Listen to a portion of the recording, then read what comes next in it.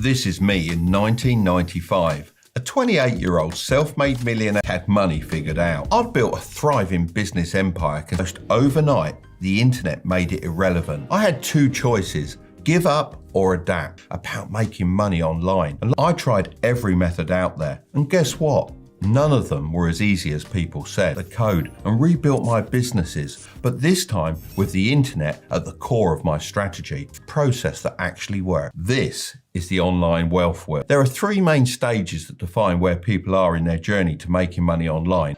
Stage one. This is where, if having a side hustle is essential, why do 55% of people still avoid it? That suits your skills, budget and lifestyle. Editing, graphic design, coding, or even setting up Discord servers. People pay great money for these servers. Product-based businesses, selling products online without ever holding inventory yourself. Running a failing side hustle. I'm classing a failing side hustle as earning less than $50 per month online. 28% of people are trapped here. Almost never your side hustle that's flawed or doesn't work.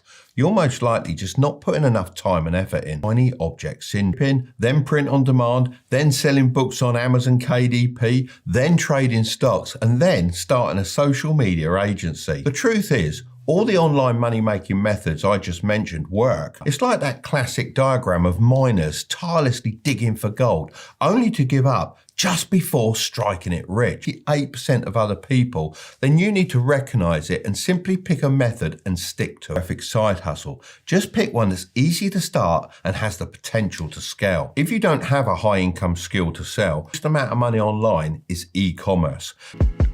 Stage 3 is running a successful side hustle. Believe it or not, only 16% of people who start making money online $50 per month, $51 on the low end, all the way up to $10,000 a month. Of course, the higher end is what I'd consider actually successful. So what are these 16% of people doing differently, and how can you start applying it to yourself? Well, there's some clear things that I've noticed that separate the people who struggle from those who actually make money online that you can follow. Step 1 is to stop trying to appeal to everyone. How old are they? What are their interests? What are their struggles? And what type of content do they consume? The clear content that actually grabs their attention. Stay consistent. The key is putting consistency over perfection.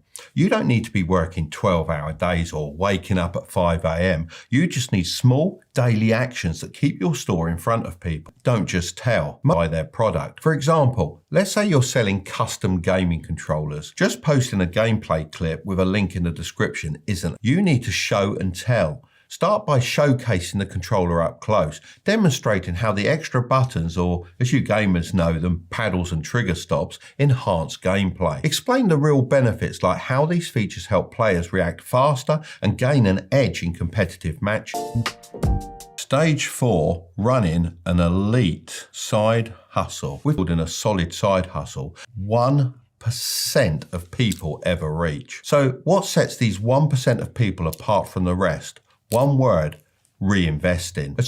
A lot of people think the goal of making money is to spend it on nice things, but the real power of money is using it to make even more money. I've talked before about investing in the stock market, but when you're just starting out, the best investment isn't stocks, it's your own business. How do you reinvest in a way that actually helps you make more? Well, firstly, you focus on upgrading your tools. In the beginning, you might be doing everything manually, but once you start making sales, reinvesting in tools that save you time can help you scale. Secondly, you can put money into getting more customers. The people that make the most money online don't just wait for people to come to them, they reinvest in marketing to bring in more traffic and sales. Whether that's paying for ads, testing new content ideas, or working with small influencers to get their store in front